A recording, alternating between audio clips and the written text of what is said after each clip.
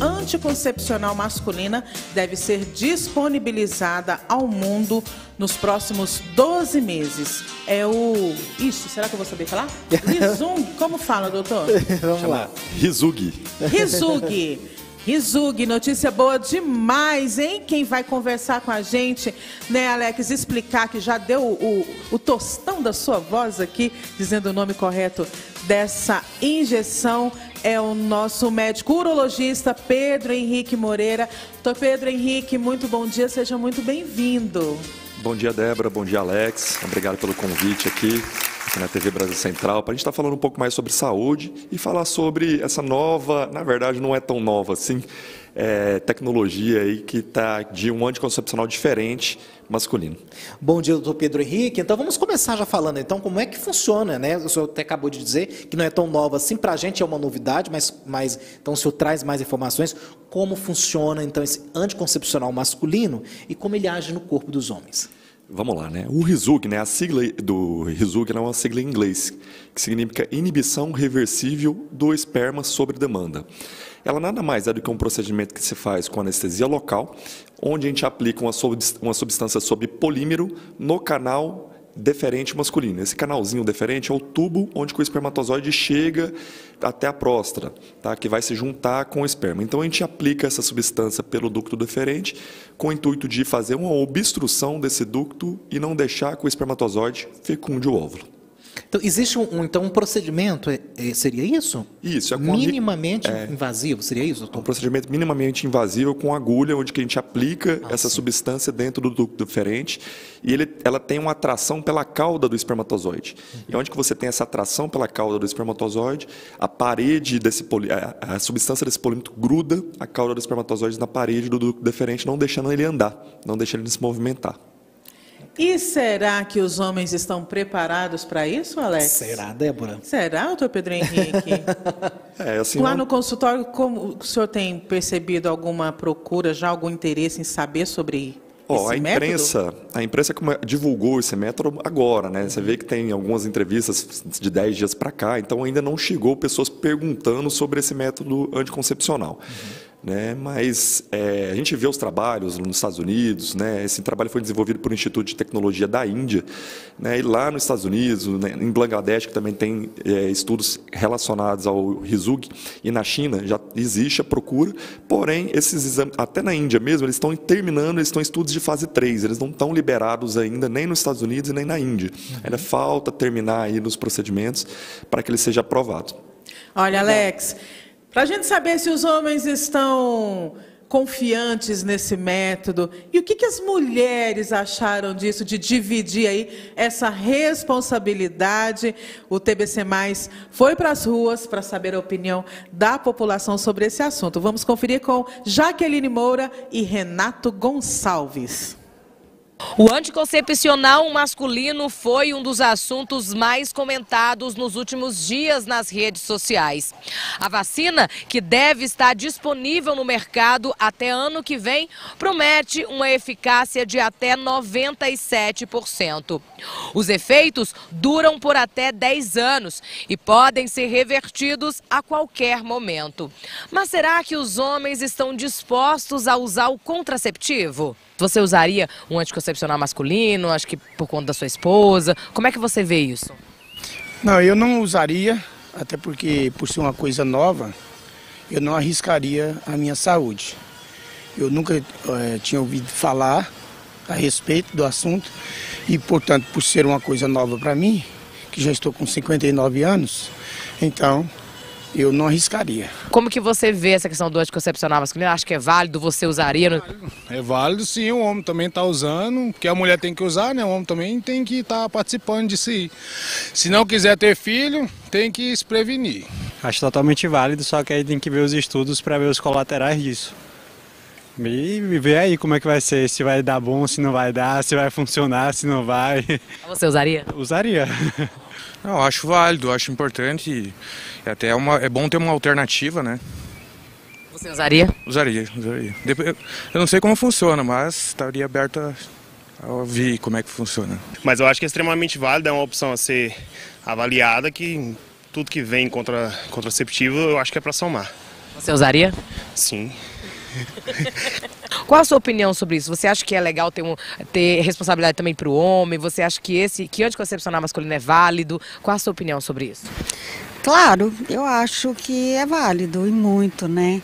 Porque não só a mulher tem que prevenir, mas o homem também. Excelente, eu acho muito bacana essa troca, essa divisão de responsabilidades, né? Não só a mulher encher o corpo de hormônio, mas é muito bem-vindo a medicina avançando nesse sentido, é promissor para a mulherada. Acho que é uma boa, né? Porque agora não é só mulher, né, que tem que usar. Porque a gente tem que tomar muito remédio, muito hormônio, vai ser melhor pra gente. Olha, doutor, na nossa pesquisa Você aqui, viu aí, a maioria, entre os 5 homens, um disse não, 4 disse sim, mas eu confesso ao senhor que eu não acreditei não, viu? Tinha uma risadinha ali no final do tipo, você acha que eu vou? Isso era só diante das câmeras?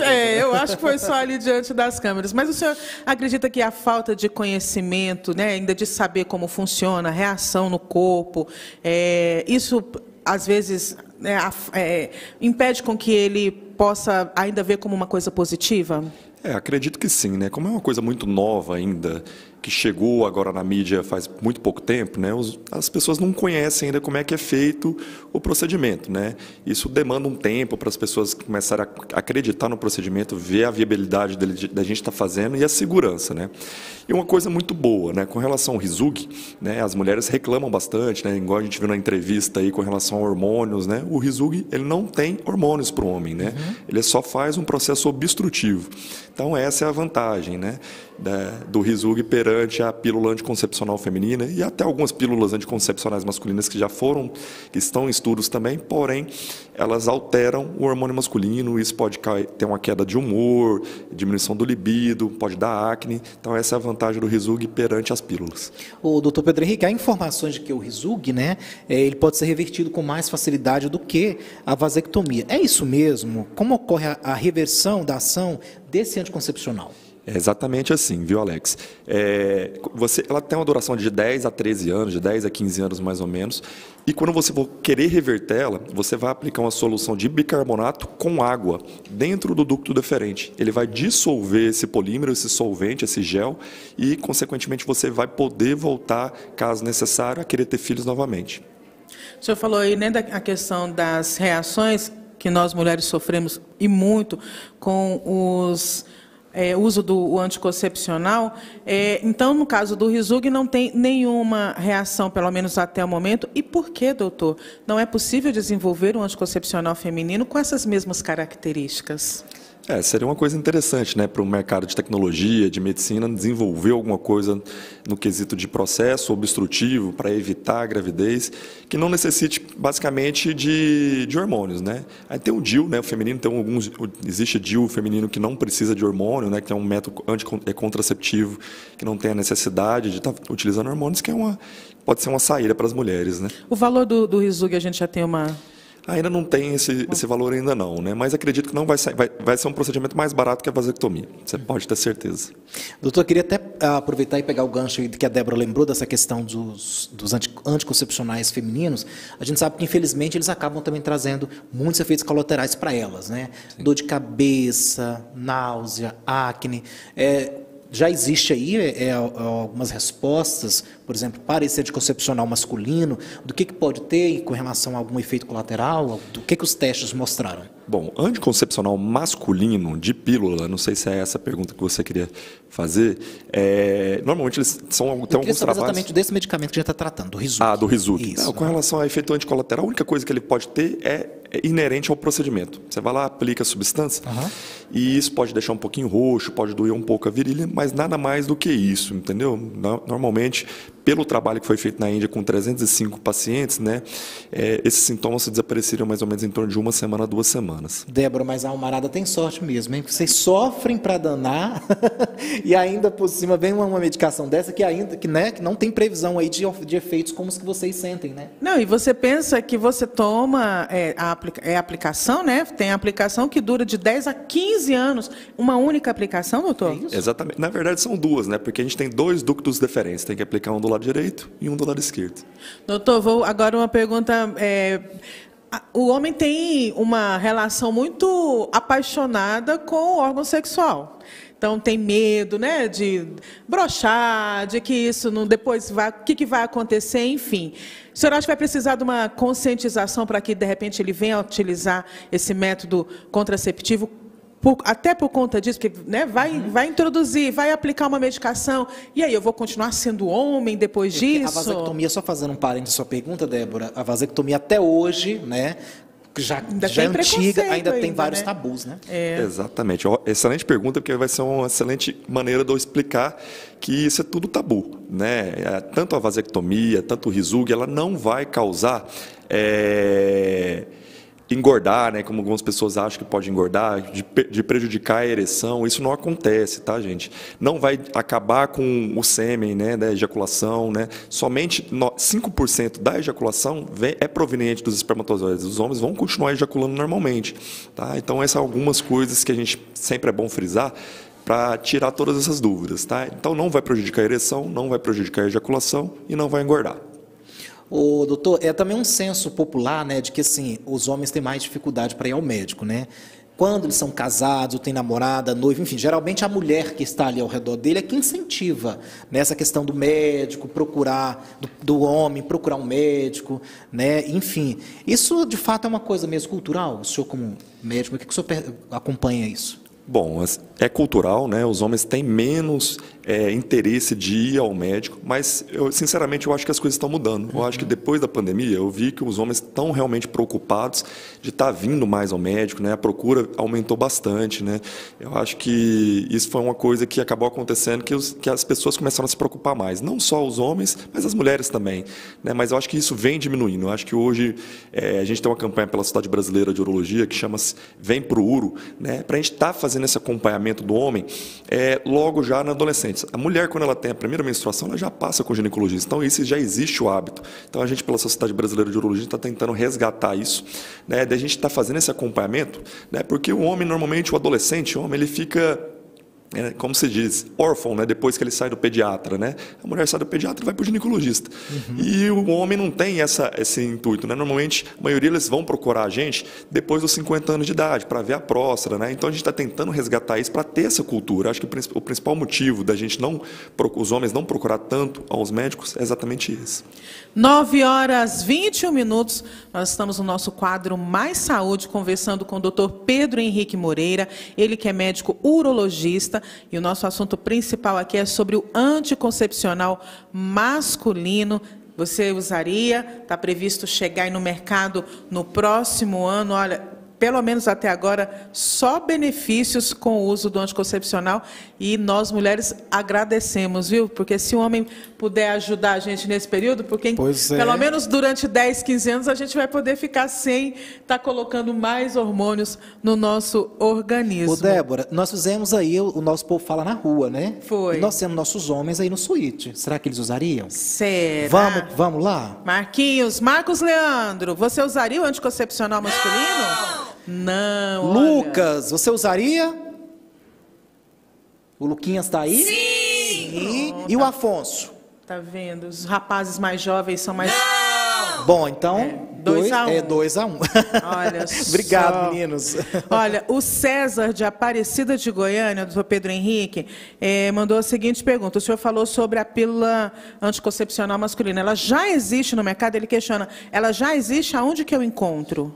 Não existe. Porque a gente está tratando agora de pílula, né? Isso. Ele perguntou isso, né, Débora? Isso. Ele pílula. Não é o Rizug. Não é o Rizug. Não é o Rizug. Pílula. Existe uma pílula num trabalho americano que está sendo desenvolvido com relação à pílula anticoncepcional. Ele age inibindo a testosterona e os andrógenos masculinos. Ele é a base de progesterona, né? Porém, esse trabalho ainda não está sendo desenvolvido,